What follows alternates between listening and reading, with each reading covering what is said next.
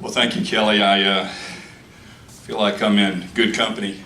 Many of you in this room have been actively involved in criminal justice reform efforts in the state, and while Kelly's been very kind to give me props this morning, I want everyone here to understand, if you don't already, Georgia is indeed a national thought leader on the issues of smart on crime, responsible and thoughtful criminal justice policies. And indeed those are, as Kelly suggested, now permeating their way to Washington, and there are conversations in DC about emulating, at least in the BOP, Federal Bureau of Prisons, some of the strategies that have been employed in states like Georgia and in Texas. However, make no mistake, this would not have been accomplished in Georgia without the leadership of Governor Nathan Deal. Governor Deal has led on this issue from the heart. It has been an incredible opportunity to watch him lead on an issue that has basically been three-pronged, right? A strategy that was intended to hold offenders accountable, to save taxpayer money, and to improve public safety. And indeed, the tough on crime strategies of the 90s, where we did basically three things. We implemented mandatory minimums, we abolished earned time credit, and we implemented a three strikes and you're out policy, have really manifested themselves in some data that has been experienced in a really negative way in Georgia. And so first, I want to thank Governor Deal, A, for the opportunity to serve on the Criminal Justice Reform Council, but for his incredible leadership as I travel the United States talking to other states interested in implementing some of what we have done. The usual question comes, how did you do it? And we all have the same conversations, my members of the council, about an inclusive, data-driven, bipartisan approach to these public policy strategies. But I tell all the states, including Alabama, which most recently has enacted some legislation last year, that you can't do it without executive leadership. And the governor has indeed led from the heart and gotten Georgia to the position where it is as a national thought leader on matters of criminal justice reform. So have many of you in the room. There are many folks in this room that are collaborative partners with the Criminal Justice Reform Council. Kelly mentioned many of them. Kelly is one of them. Georgia Public Policy Foundation and others that have been very active in informing the policymakers on the Criminal Justice Reform Council about smart strategies to address criminal justice reform. Who would have thought, right? Who would have thought that Georgia would have been the national leader on criminal justice reform policies after some of the strategies that we've employed in the past? And I joke, not in a disparaging way, but that the biggest misnomer in state government is the Department of Corrections, because we now know that they correct very little.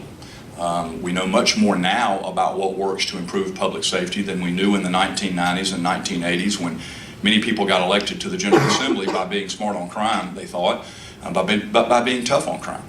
And what we know now relative to the advent of evidence-based practices, what we know now about risk and needs assessments, what we know now about addressing criminogenic needs is, I think, much more informative to a conversation about how to improve public safety, not just in Cobb County, but how to improve public safety for all Georgians. And so I've got a PowerPoint that I want to go through that's going to start and kind of lead you through where we've been, some early data that I think you might find informative, and then maybe where we're going, right? Discussions about Senate Bill 367 that's currently pending in the Senate, and it'll be heard tomorrow, I believe, in committee, and that is the Criminal Justice Reform Bill, an all-inclusive bill that includes the bulk of our recommendations.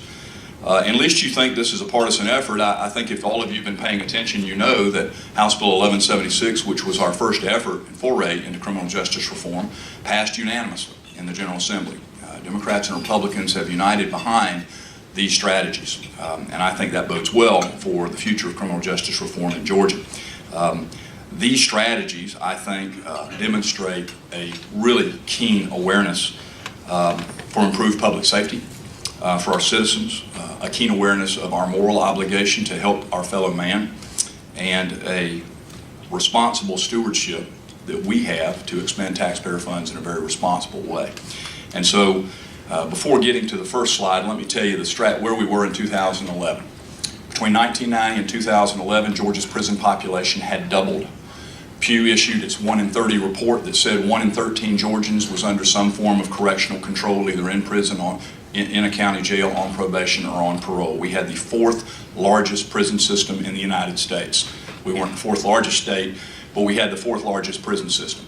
Doubled prison system in the decades between 1990 and 2011. We also knew that the Georgia Department of Corrections budget was $1.1 billion, and for that investment by Georgia's taxpayers, 30% of every inmate that was released was back in prison within 3 years. They were releasing about 18,000 inmates a year, which meant about 6,000 of those inmates, those returning citizens, were back in prison. We weren't doing much, therefore, with taxpayer dollars to improve public safety or change people's lives, reduce victimization, and improve the lives of not only the returning citizens, but the citizens in Georgia that were paying these exorbitant expenses. And so, with those drivers, and knowing that the drivers in the juvenile system were even worse, right? So a bed in the prison system right now costs roughly $18,000 a year to house one inmate in Georgia's Department of Corrections. We know that it costs more than that to house a youth in an out-of-home, secure, confined, long-term facility. And anyone want to guess, nobody at this table, but anyone want to guess what the cost is for a youth bed at a YDC? It's not $18,000 a year. It's $90,000 a year. And the recidivism rate for those youth that were coming out of our youth system was not 33% or 30% as it was for many of our adults. Any guesses? Congressman, it was 65 up to 65%. I thought it was 66, but. So you would have been very close. And so, you know, clearly the public safety return on that investment of taxpayer dollars was not really being maximized. And so the question that the governor addressed was, could we come up with a system that would hold offenders accountable, which is very paramount in any criminal justice system that everybody I think in this room would agree has its place, that would improve public safety, which is clearly important in any criminal justice strategy, and also would be fiscally responsible for with taxpayer dollars. And interestingly, all of that coalesced and manifested, if you will, in this conversation about smart on crime criminal justice policies. And how might we better build a mousetrap? How might we better build a system that produces a more meaningful result to Georgia's taxpayers? So with the mandate from the governor that we focus our strategy first on the adult prison system, Georgia's prison system in 2011 was expected to grow by 8% between 2011 and this year. That would have cost Georgia's taxpayers $264 million just in additional growth, albeit same recidivism rate, same cost, same return on investment. We were expected to grow by 8%, already having the fourth largest prison system in the United States. The 1 in 13 number, just to put it in perspective for you, you know, when I have that conversation in a Rotary Club, everybody starts looking around. 1 in 13 citizens is under some form of correctional control, in prison, in a county jail, on probation, or on parole. And, you know, we laugh that, you know, who is that in the room, right? Who is that in the room? Who is that at the ball game? 1 in 13 citizens made Georgia the leader in correctional control per capita in the United States. And because the United States locks up more than anybody in the world, that made Georgia the leader in the world on the number of offenders that were under some form of correctional control per capita based on the number of our population. So with that, let me move into the PowerPoint.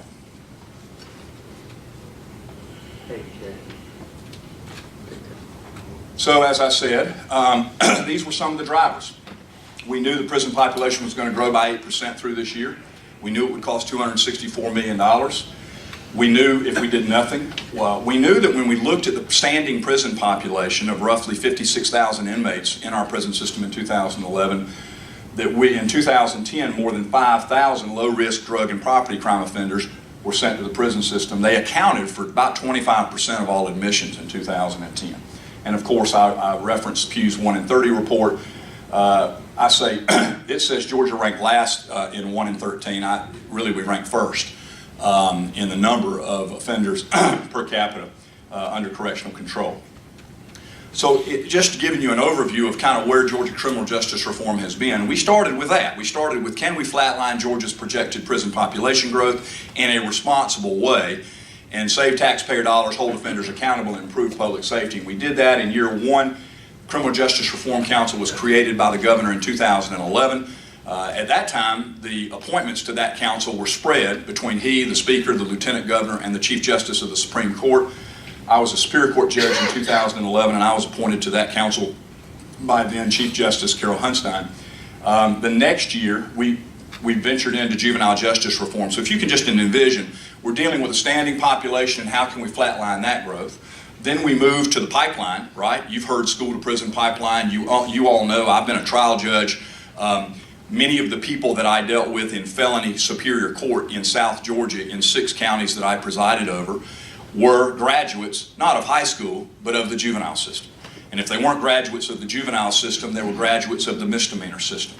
And so this pipeline continues to flow, and so we thought it was appropriate, intuitive if you will, to move from the standing prison population to maybe the pipeline into the prison population. And so we adopted a new juvenile code, and we implemented several strategies to address those high cost and low returns on investment that I alluded to earlier. After you deal with the prison population and you deal with the pipeline into the prison population, we thought it was wise to then look at offender reentry. How do these citizens better, how can we more accommodate these citizens returning into their communities? At that time, in 2011, we were releasing about 18,000 inmates a year, and so the question was, with this whole concept of the collateral consequences of a conviction became paramount in our concerns. How can we more appropriately, not only with fiscal stewardship, but with moral stewardship and making sure that we did not harm public safety, how could we ensure that the collateral consequences of a felony conviction were not set up as impossible barriers for some of these returning citizens? And again, just so we're clear, I'm talking about the predominant number of non-violent, low-risk offenders that were making up about 40% of Georgia's prison population in 2011. I am not talking about those that commit a serious violent offense, people that are committing one of what you might refer to as a 7 deadly sin, right? I've sent a lot of people to prison. I am still convinced that the people I sent to prison needed to go. But the question becomes whether or not prison is appropriate for all classes of offenders, and predominantly I'm speaking of those that have been on validated risk assessment instruments, have been determined to be low risk for recidivism, have not committed a violent offense, and are considered to be nonviolent offenders. And so that was our target audience when we dealt with offender reentry. And then last year we dealt with some of the concerns that permeated around issues of private probation in Georgia, misdemeanor probation, some of the concerns that were raised in the 2014 audit, some of the concerns that were raised in a lawsuit that went to the Georgia Supreme Court, some of the concerns that were raised in House Bill 837 that ultimately made its way to the governor and he vetoed. All of that came about in year 4.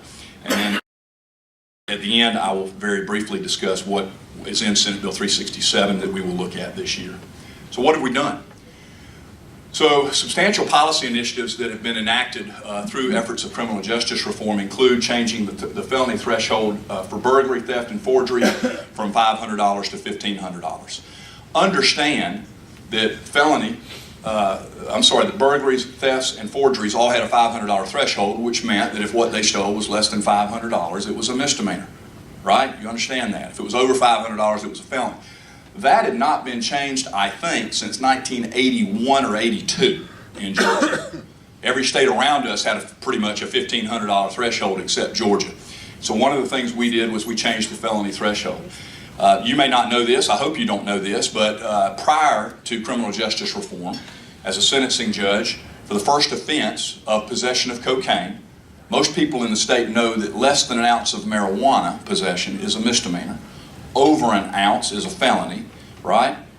We didn't have that same sort of weight-based structure for cocaine. So the sentencing structure for cocaine prior to criminal justice reform, your first offense, even if it was residue on a straw, I'm not condoning it, I'm just giving you an example, any amount of cocaine carried a sentencing range, first time, of 1 to 15 years in prison. 1 to 15 years. Judge could sentence you to 15 years in prison, and that was not an impermissible sentence. And maybe it was warranted. I mean, you know, it depends on the circumstances of the case.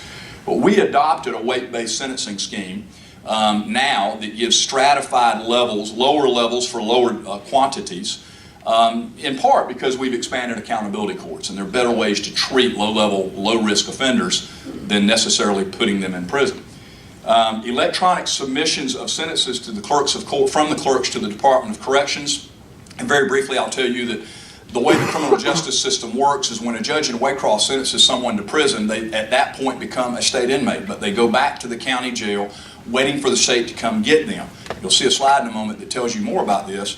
But once they become a state inmate, the state doesn't have to pay the county to house that state inmate until that sentencing information is sent to the Department of Corrections.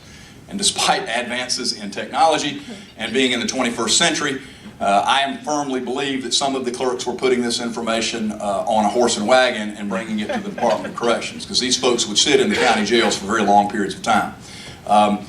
We required the electronic submission of those sentencing packages. We provided, at least ventured into, the issue of mandatory minimums back in those days by providing some safety valves in certain drug trafficking and other non-serious violent offenders. We created a certificate of program treatment and completion. This gets into a conversation I was having with gentlemen at the table during breakfast, that if certain individuals within the prison system complete certain programs and treatments within the system that are now ramped up and provide better treatment than they did before, there is a presumption of due care in hiring, retaining, licensing, leasing to, or admitting to a school program. That is, there's some liability immunity for the employer or the school or the licensing board for giving them the credentialing that they need to proceed. We provided accountability court judges an opportunity to give conditional driver's licenses to accountability court participants. I created and designed and presided over our circuit's first adult felony drug court program. I am an advocate for accountability courts as a tool, not the tool. There is no panacea here, right? There's nothing that will work for everybody in the area of criminal justice reform. But just briefly, I'll digress into accountability courts and tell you that I've told you the cost and the return on investment that Georgia's taxpayers are getting for their prison system taxpayer dollars. $18,000 for a bed per year with a 33% recidivism rate. We know empirical, unquestioned data that suggest that you can treat an offender in an accountability court program, a drug court, for example, if they have a substance abuse problem, for about $4,500 a year, and the recidivism rate drops to between 7 and 10%. Why would you not do that for a certain class of offender? Now, granted, there are certain restrictive requirements to get into a drug court program, as there should be. The programs are extraordinarily onerous, least you ever think that they are some sort of soft on crime strategy to divert folks from prison. They are very, very onerous, such that many people, once they get in voluntarily, want to get out. And I used to tell folks it's voluntary to get in, but it's not voluntary to get out. These programs work very successfully because we know in Georgia that 80% of every crime, 80% of every crime is drug related. Now, you can read the Cobb County paper and find out that the police arrested somebody for manufacturing methamphetamine. That's clearly a drug crime, right? Less intuitive or less obvious to most citizens are the theft by takings and the forgeries and the financial transaction card frauds and all of these other offenses that are drug-related offenses. And some of those, many of those, are committed by folks that have a substance abuse problem. And we know that if we can fix the substance abuse or mental health issue, we can solve the public safety issue. And so that's been, I think, really one of the governor's great things, and that is his efforts putting $17 million in the budget to expand accountability courts across the state of Georgia. And we created this concept of administrative probation, or at least recommended it, and the legislature did it. Some of the executive or administrative things that were done, probation detention centers are determinate places. If you're not familiar with the PDCs, I can send someone to a probation detention center and they have to serve the entirety of the sentence. There's no parole eligibility. And they were generally designed for 6-month stays. Some judges were using them because they didn't trust the parole board, right? They were using them for determinate sentencing. And so in many instances, folks were sending, some of my former colleagues were sending folks to PDCs for 6 and 7 years. And they were taking up beds for people that really could have been there. And I'll show you another slide on that in a moment. We did some pre-release assessments, created these day reporting centers, creative solutions for these rural areas where people can go during the day and get their counseling, get their GED, get their high school diploma, get the substance abuse and mental health counseling, but go home at night. And then the bottom, I think, is very important. If you want to know where the governor's heart is, look at the appropriations that have been given to the legislature over the last, and the legislature has approved over the last several years. Over $20 million for expanding and strengthening accountability courts, $5 million in state, $1 million in federal funds for a local juvenile justice incentive grant that I'll show you in a moment how successful that has been. $10 million a year for education in the Department of Corrections. Sidetrack, the Department of Corrections now has its own charter school, and in Georgia now you can actually get a diploma in prison versus a GED. You might not think that's a big deal. It's a big deal to employers. There's no stigma associated with a diploma like there is with a GED. It's a very novel concept, and Georgia's leading the way on that. So I think it's a very important strategy that the governor has employed. And more money, $3 million for reentry services. So that's what Georgia's prison population looked like when we started. Over at 1176, we were at 54,895 inmates in the Georgia prison system. Again, fourth largest prison system in the United States. The green lines demonstrate the enactment of certain legislation. HB 349 demonstrates that's when we went to a weight-based sentencing scheme for other drugs, including cocaine. And you'll see now that in October of 2015, we were down to 51,822. The lowest prison population we have seen since 2002, if I recall correctly. There's our jail population. That's who's in your county jails across the state of Georgia.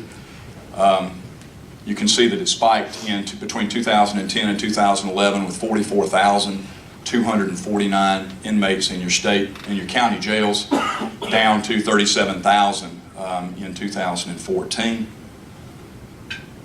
Interesting, this is the annual commitments to Georgia's prison system, and my slide had some notes on it, but we're using one that I emailed Kelly, so let me give you some better data.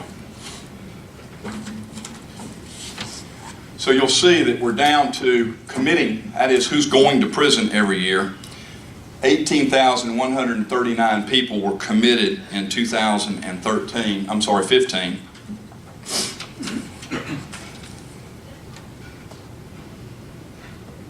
Down from a peak of,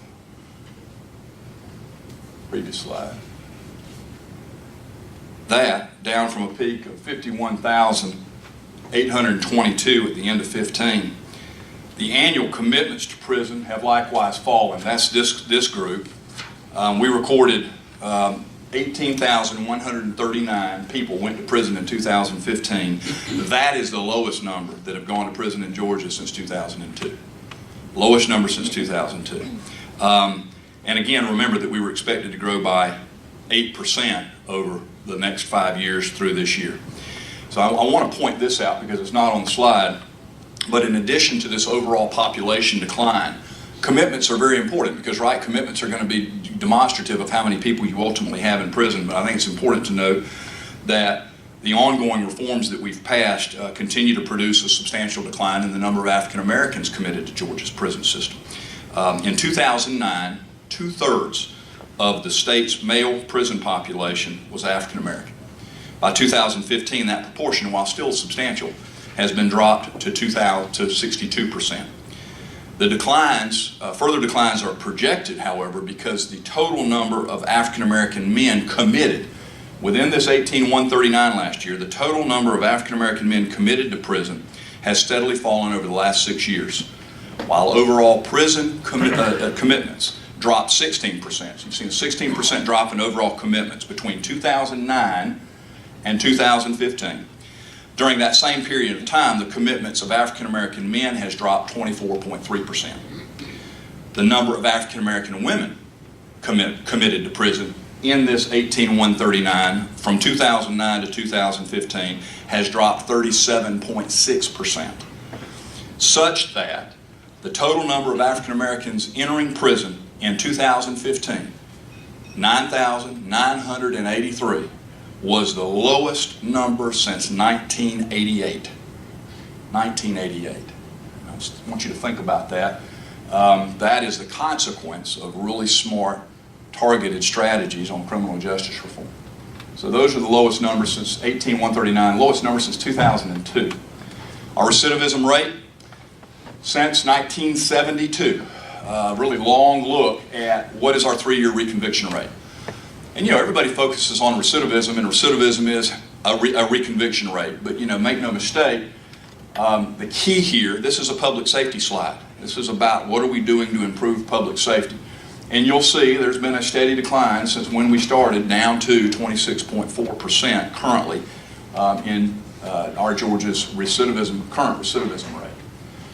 I told you about the electronic submission of sentencing packages. When a judge sentences an inmate to the state prison system, they sit in the county jail waiting on that sentencing package to come to the Department of Corrections, and then the Department of Corrections has to come get those folks.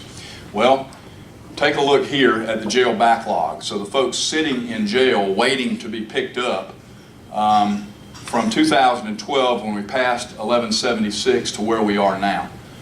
So you have roughly 738 that are sitting in jail as of November of 2015, but only 348 of those, the information has now been received by the Department of Corrections.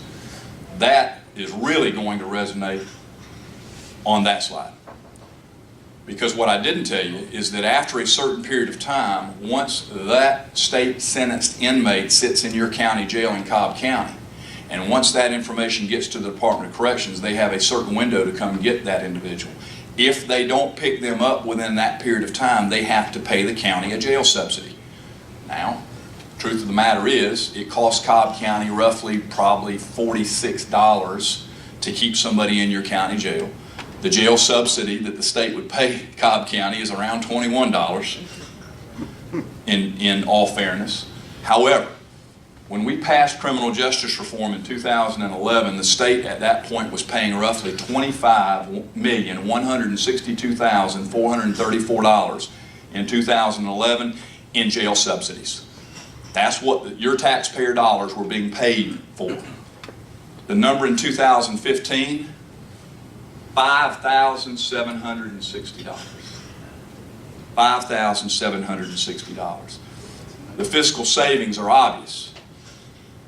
It's also important to recognize that these inmates that are citizens that are being moved from your county jail into the prison system are getting better services in the prison system necessarily than they would have gotten in your county jail. We're targeting risk and needs assessments more appropriately, criminogenic needs, substance abuse and mental health needs. Commissioner Bryson is ramping up the services that these inmates are receiving within the prison system. So not only are they being moved, not only are taxpayers saving money, but the individual, moral obligation to the individual is being addressed as well. PDC caps, just so you know what the effect of that was. So folks were sitting in a county jail waiting to go to a PDC, but they couldn't get into a PDC because there were beds that were being occupied for 3 and 4 and 5 and 6 and 7 years. When we put the 6-month cap on, you can see what's happened. We flatlined it. We went from folks sitting at 600 and 700 folks sitting in jail waiting to go to a PDC to all the way down here to January of 2016, some really current data, to almost nothing. Almost nothing. You need to understand also that because of that, we've been able to make some changes in the Department of Corrections. We flipped a male probation detention center to a female probation detention center. We had more needs for female detention centers.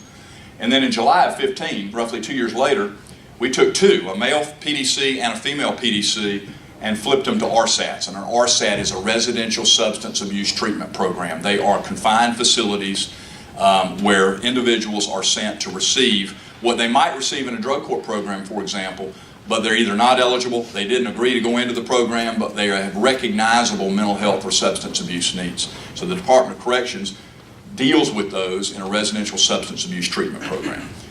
And so because of the cap change, we were able to flip some of those facilities. The whole goal in criminal justice reform, as I started, was to address the 40% of nonviolent offenders that were in prison that could have more effectively been treated in your community. Right? 159 counties, it's hard to build evidence-based programs in all 159 counties, but the goal of criminal justice reform was to move some of those nonviolent offenders out into your community and make the beds in the prison system available for the folks that really needed those beds that were committing the serious violent felonies. So what we expected was that the beds in prison would get harder, the population would get more violent, and the folks that were coming out would get less violent. And that's exactly what's happened. So you see, we were projected to grow by 5% or we have grown by 5%. You see the chart. This is exactly what criminal justice reform expected. The people that are in prison, 67% are now classified as violent offenders versus the 63% that were there when we passed HB 1176. Of course, that brings about its own set of circumstances, right? The job of being a correctional officer is more difficult now. We have to keep that in mind as well. But that is exactly what criminal justice reform has accomplished and intended to accomplish, moving nonviolent offenders into community-based programs that have been proven to be more effective at reducing recidivism. This is a new slide that I've just added to the PowerPoint because you'll see earlier in my presentation I suggested that the governor had appropriated several $million, $6 million total, to a fiscal incentive grant program to address juveniles. And before you look at those numbers, let me give you the background. $90,000 a bed for a youth out-of-home placement, long-term placement in YDC. About a 50 to 65% recidivism rate for those youth. Right? Bad return on investment. We know that locking up some youth with more high-risk youth fundamentally is an inappropriate way to deal with the needs of some of those nonviolent youth. And so what we did is the governor said, look, if we provide a fiscal incentive grant program to some of the counties in Georgia, that would you be willing to try to reduce your commitments to out-of-home placements by building programs in your community, evidence-based programs in your community? And 29 counties stepped up to the plate. 29 counties were largely metropolitan counties, because those 29 grant recipients represented about 70% of Georgia's at-risk youth. Okay? So this was a large population. Those 29 counties took our money with the commitment that they would reduce commitments by 15%. And I'm here to tell you they did not reduce commitments by 15% with your taxpayer dollars. Over the first 9 months, those 29 counties used your money to build evidence-based programs that have been proven to work for youth. Functional family therapy, for example. Moral recognition therapy, for example. Things that you might think are some sort of academic exercises, but have been proven by validated objective studies to work with that class of offender. They took your money, they committed to reduce commitments by 15%, and they reduced commitments over the first 9 months by 62%. 62%. The Carl Vinson Institute of Government at the University of Georgia just a couple of weeks ago finished their 2-year study of this grant program, and last year, for the entire year, the commitments were reduced by 54%. 54%. That is an example of, if you allow communities to treat some of these folks in the community with proven strategies, you can divert them from high-cost, low return on investment beds into programs that will work to improve the lives of you, that will reduce recidivism, and will reduce the likelihood of victimization. And, as a former Superior Court judge, likely reduce the pipeline into your felony criminal justice system. And so we're real proud to see you saw 62% here in the first 9 months, 54% reduction in commitments from our baseline in 2015. That program's working extraordinarily well. And this is another slide that demonstrates predominantly the same thing, and that is secure versus non-secure residential placement. How many are being placed and where? And you see a continued downward trend on out-of-home placements. You know, the challenge, I'm from a rural part of the state, that you all know, there are disparate resources available across the state depending on where you are. And if you get convicted in Gwinnett County, they have a myriad of options available to you. They have a growing tax base, and the county's invested in some of these programs. You have mental health services available to offenders. You have a myriad of drug abuse and mental health counseling programs. You get in rural parts of the state and you simply don't have that. Counties don't have the tax base to support these programs, and so the only way they're going to be able to build the programs is through state appropriations, and I think this grant, at least with respect to the juvenile system, has demonstrated an ability to do that. Here's what we're doing, and then I'll finish up. This year, we're trying to restore the intent of the First Offender Act. That act was passed, Marissa, in 1968. First Offender Act was passed in 1968. If you don't know how it works, it's not available for every offender. You can't get a plea as a first offender to a serious violent felony, a 7 deadly sin. But in essence, the First Offender Act was born out of a recognition that right? But for the grace of God, there go I, right? Anybody could make a mistake. 70 million Americans have a criminal record. Anybody that's been to college understands that, you know, right? Could have been you on any of those Friday or Saturday nights with a misdemeanor record, I hope. In any event, the key is that the First Offender Act would provide you an opportunity to plea as a first offender. If you completed your term of sentence, at the end of that sentence, your record would be sealed. And in 1968, that probably worked pretty well, because if a small business owner was going to do an employment background check on a young lady who had a criminal record from, say, 10 years ago, they'd get a fingerprint card, go to the sheriff's office. The sheriff's office would go to the Georgia Crime Information Center at the GBI, and they would run a criminal background check on her. They would see her arrest, her entering of a first offender plea to 3 years of probation, and under discharge, it would indicate that she successfully completed first offender and she is not a convicted felon. You with me? But that's not how we do background checks anymore, number one. Number two, I have sentenced a lot of folks to prison, as I suggested, and I've reviewed thousands of criminal histories. They are replete with inaccuracies. And in the end of the day, it's very difficult to know who you're dealing with standing in front of you as a sentencing judge if you don't know the entirety of their criminal history. Some people, for example, would get a 3-year sentence 10 years ago under the First Offender Act, but the disposition would show nothing. Nothing. Well, clearly they're over probation, right? It's been 10 years and they got 3 years. So we're trying to give more full intent now, in keeping with the governor's mandate, that we look at not setting up barriers, but removing barriers to people's successful reentry into their community. And so we're going to discharge by operation of law simply means that once you've completed the term of your sentence, the clerk doesn't have to do anything, the DA doesn't have to do anything, the sheriff doesn't have to do anything. Automatically, absent something else, some other criminal or judicial order being entered, you will stand discharged by operation of law. Next, GCIC, if Sally went out to California and got a criminal violation, GCIC was automatically changing her record from non-adjudicated to adjudicated. They were making her a convicted felon without any judicial oversight, without the original sentencing judge deciding whether what she did in California warranted a revocation of her first offender status. We're no longer going to permit, if the legislature agrees to all this, they would not permit GCIC to do that. First offender records or pleas would be allowed to be pled retroactively. So if you have an individual who was never informed of their eligibility for a first offender plea, and they can get the DA to agree, yeah, this person wasn't told they were eligible 10 years ago, you can go back and actively provide for a first offender plea. Possession of alcohol by a minor, I mentioned college, right?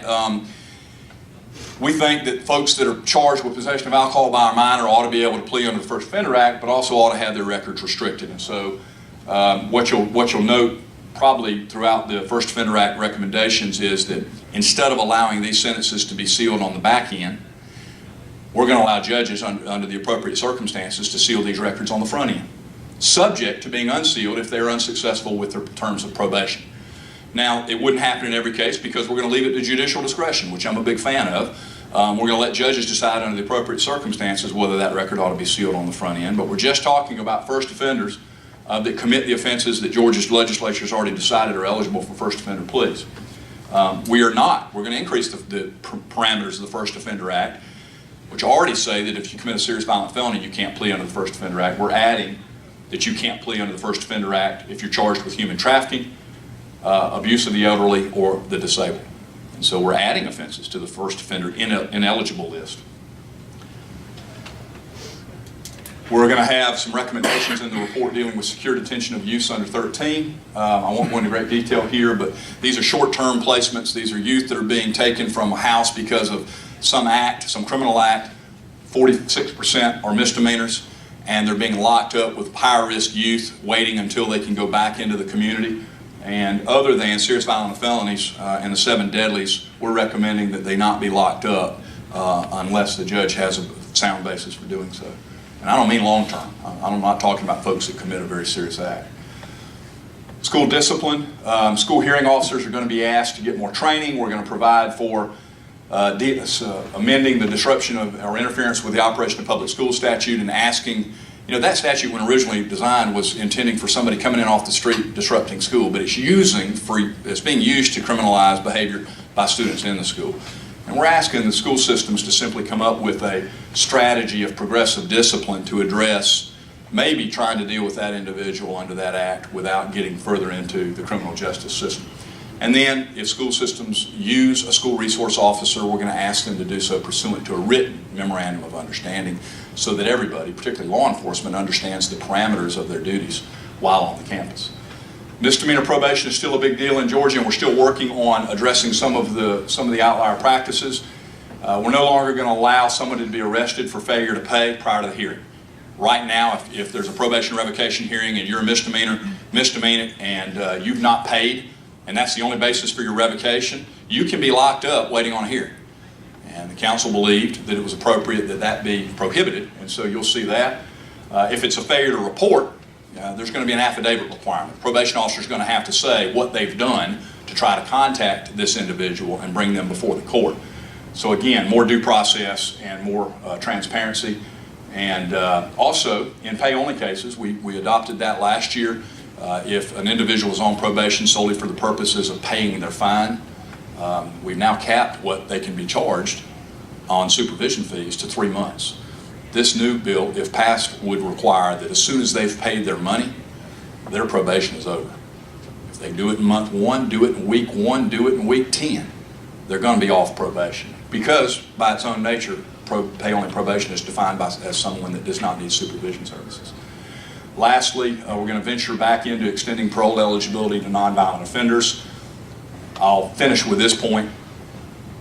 Section 1613.30 of the Georgia Code, subsection B, provides for the sentencing range if you have been arrested for manufacturing, actually selling, distributing, or dispensing drugs.